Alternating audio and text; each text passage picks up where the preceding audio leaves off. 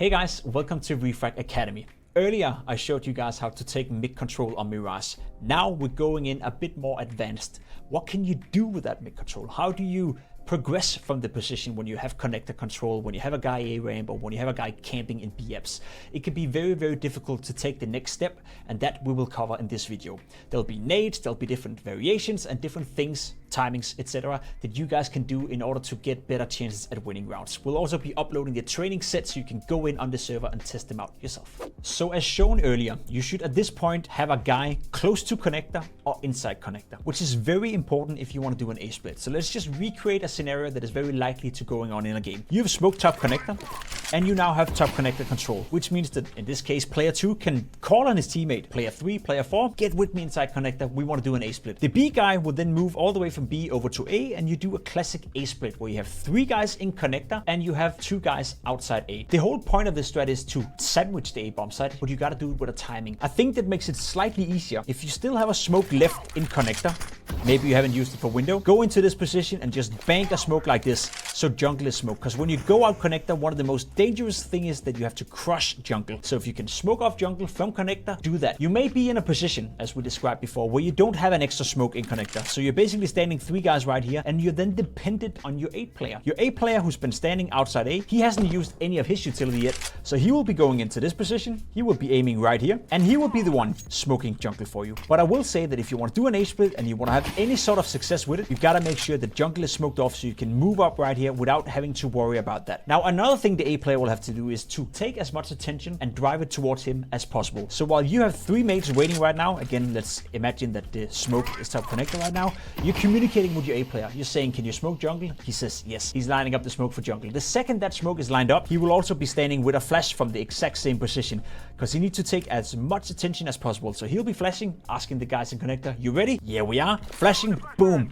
Everyone will now run up. Player 1, 2, 3, 4, 5, sandwich in towards the A bomb side. You're going to make sure to clear under balcony. You're going to make sure to clear top balcony. You want to clear sandwich. You want to clear default. You want to clear noob corner. There's a lot of different positions to clear. So it's very important that you guys communicate as good as possible. I will argue that if you have smoked jungle like this, like I've shown before, the 3 guys coming up right here, it's their job to clear under balcony, top balcony. Whereas the 2 guys coming up right here, their job will be to clean towards CT spawn, clear default, and clear noob corner. But you gotta communicate, because if you don't communicate and one guy thinks that top balcony is clear while the other guy didn't even check, well, you're gonna be in deep, deep trouble. So this is where synergy comes into play. Now let's say that you pulled off the A split a couple of times. Now you want to pull off a B split, again from middle. You have mid control. Instead of going inside connector and taking connector, you want player 2, 3, and 4 to take catwalk control. You have one guy standing up here as shown earlier. He can be holding window, he can be holding over here. Meanwhile, you have 2 guys moving over catwalk. This smoke right here for top connector is not only important to take top connector control, but also very important to allow these 2 players to safely cross over. So again, wait for the smoke. At this point, nobody from A side can see if these 2 guys are walking over. This angle right here, very important to clear. Peek in like this just to make sure no one is holding you. If no one is, you're ready for the next step. Player 2, player 3 is waiting for player 4 to throw a flash inside right here. So again, it could be this guy. He's going to be the one throwing the top connector smoke. He will then move over to this position, of course, still holding and holding and holding and holding. Once player 2 and 3 is ready, player 4 over here will throw in a flash in towards ladder room.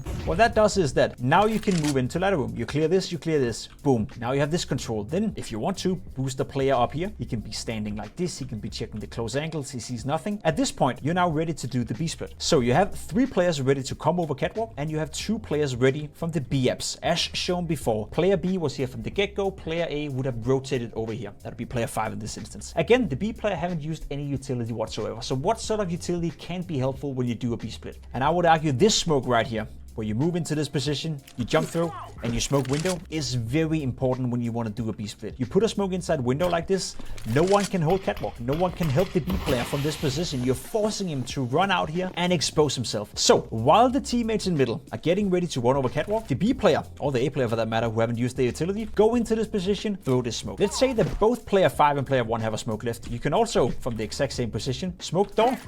So if you smoke window like that, and you smoke door like this, then basically basically the B players is isolated. So you have 3 guys walking over catwalk, coming in like this. They of course have to clear bench, they have to clear this angle, all these close quarter scenarios, but they don't have to worry about someone holding them from inside kitchen. So those 2 smokes are mega powerful. Furthermore, I'd say while this is going on, more utility that is very useful is that you definitely want to make sure to flash out over here. It can be flashing over the roof simply like this, just to apply some bit of pressure. It can be the classic window flash like this. You gotta communicate to your teammates though, because if you're doing this flash from BFs, I've seen this happen so many times, and you're not telling your mates running over short like this, you're blinding your teammates. So you gotta tell them when you're flashing and how you're flashing when you come out of BFs. But those flashes can help you to get some space. You can also put a Molotov down towards car, another position you don't have to worry about. Or when you're coming out like this, you can Molotov out like this to make sure that bench is no longer an issue.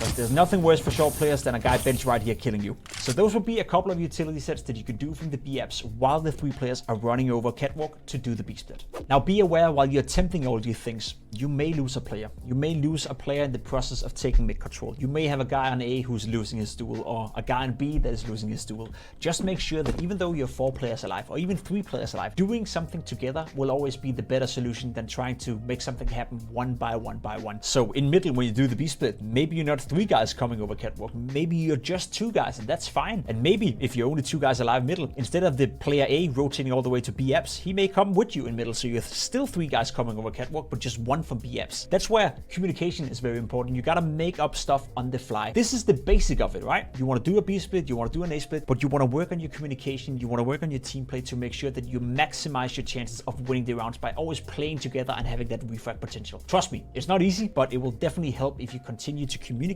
at all times, and at the very least try to make it happen despite being a man or even 2-man down. So now that you know how to execute a B split and A split, you gotta make sure to check out the training sets.